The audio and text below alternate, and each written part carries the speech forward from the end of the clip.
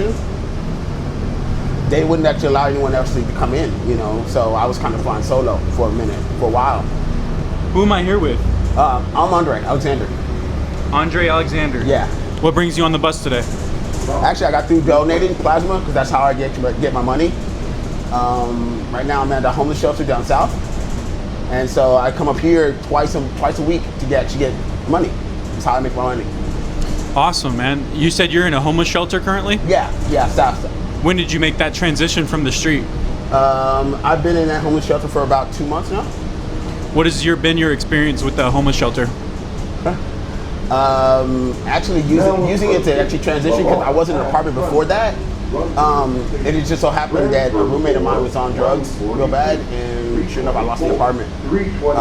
And so I've been being homeless for a couple of months.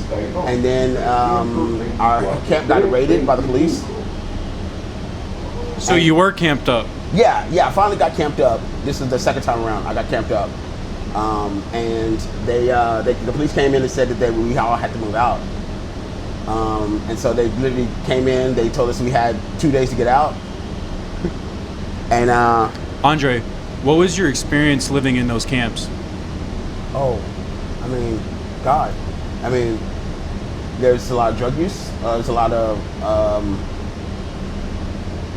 of depression, hard to get food, hard to actually get toiletries, cleaning products, cleaning oneself, going to the bathroom, the things that people take for granted.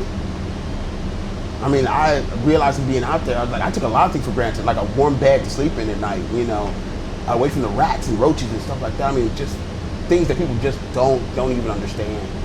I was just like, running water, things you take for granted, ice water, cold water, cold food, hot food, that's newly cooked food. Because I'm a cook, I love to cook.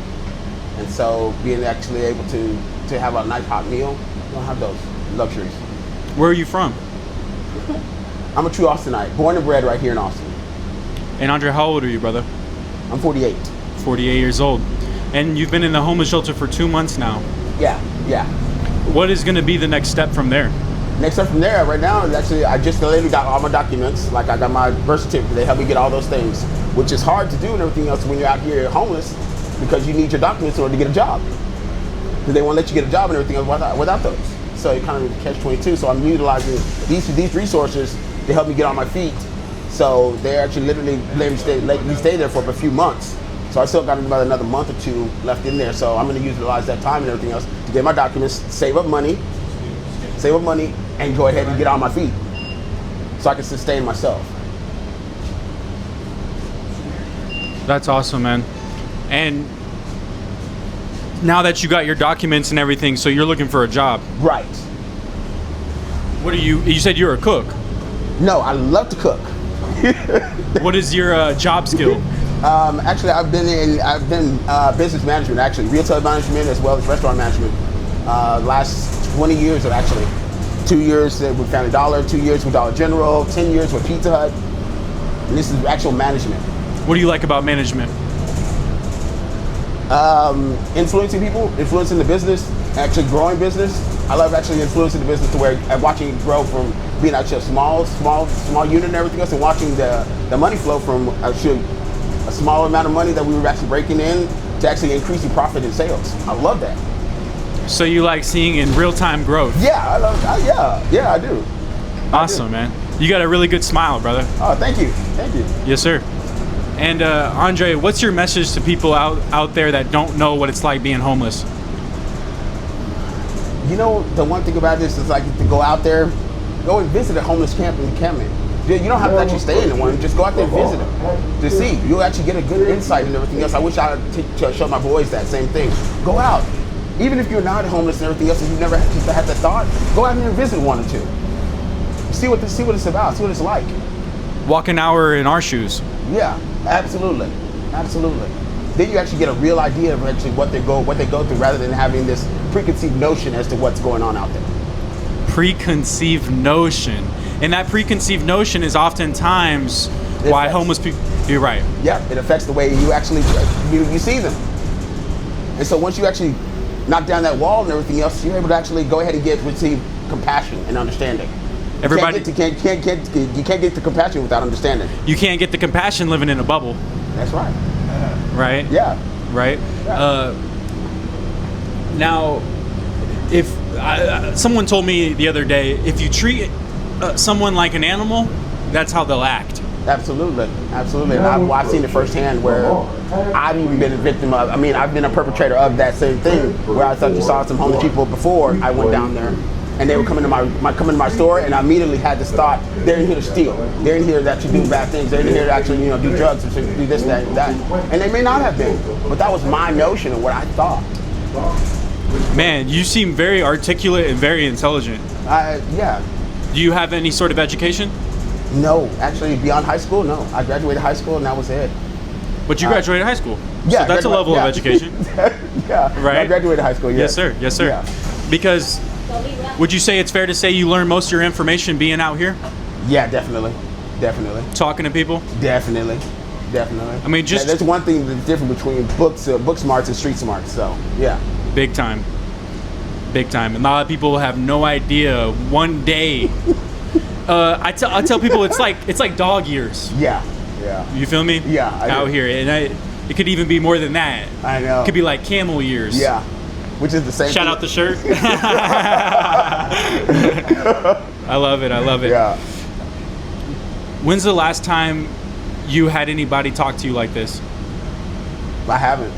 No, it's actually really. I mean, well, they do have actually counselors that come into the homeless campment and talk to us and stuff like that. But whenever I was actually out there, no one actually that came in to ask questions and everything else to find out exactly how we're doing, what we need, that sort of thing. There are some companies that came out there, like some businesses. They brought food and everything else to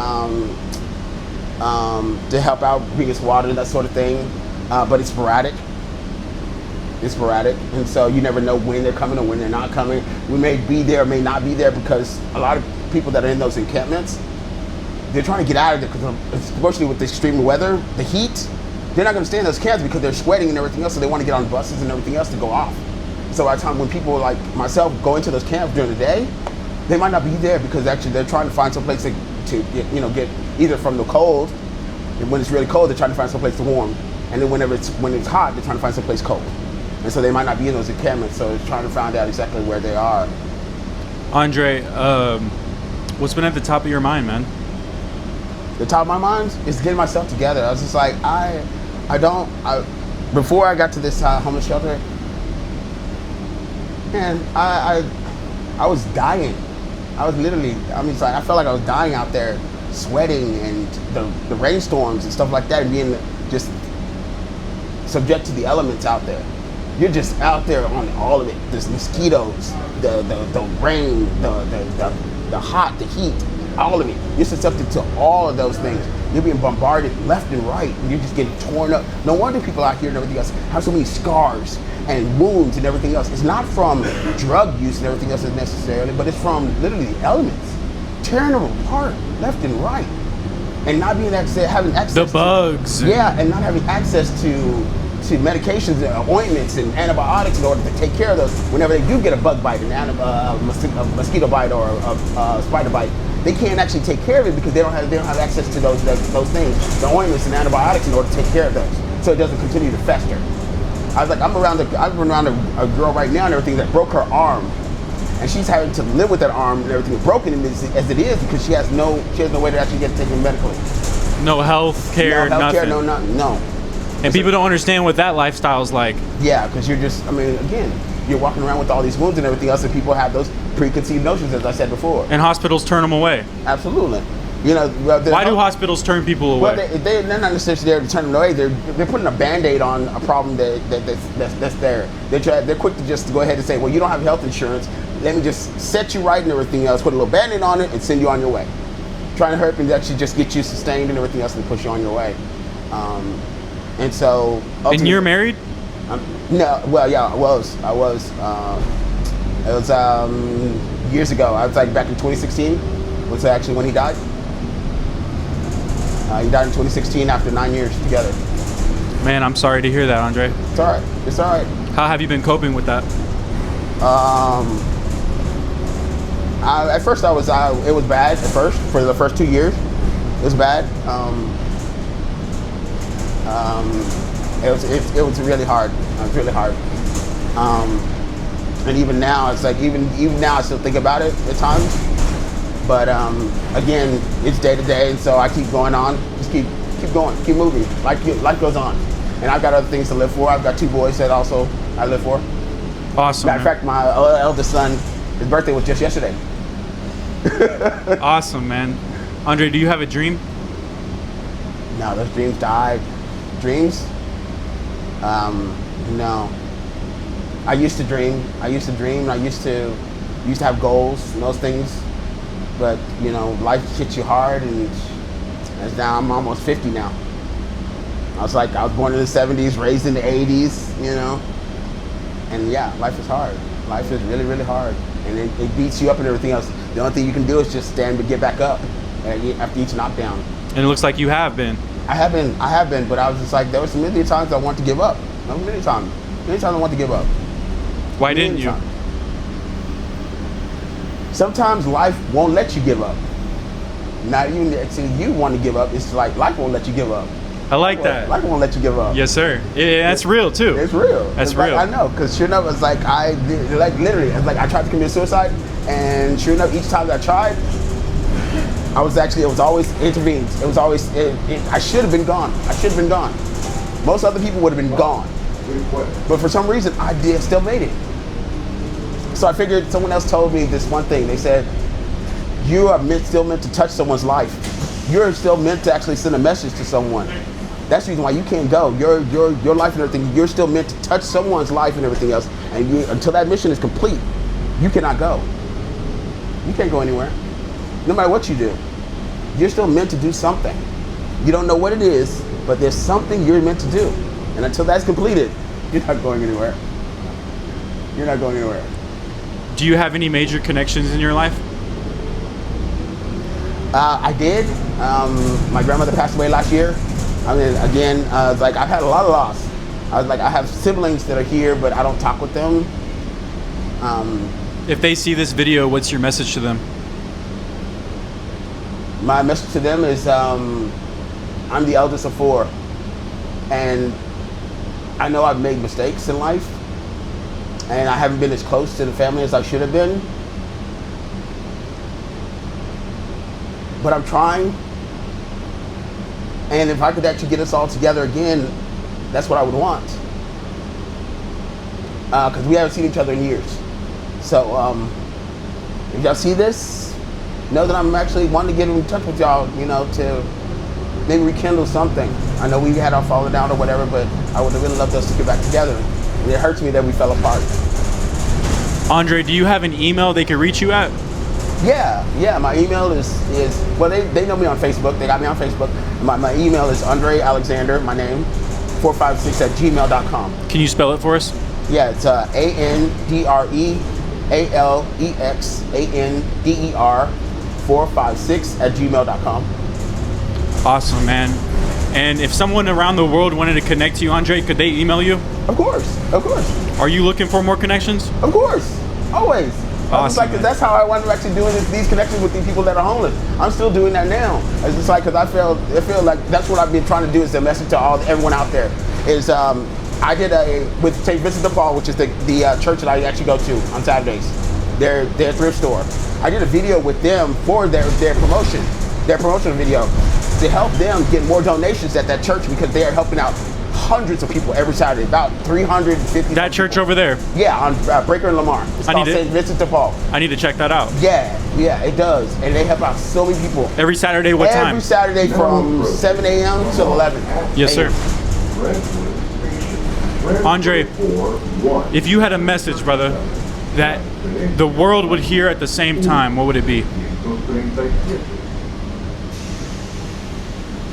You know, there's a lot of hate out here in the world, and there's not enough love.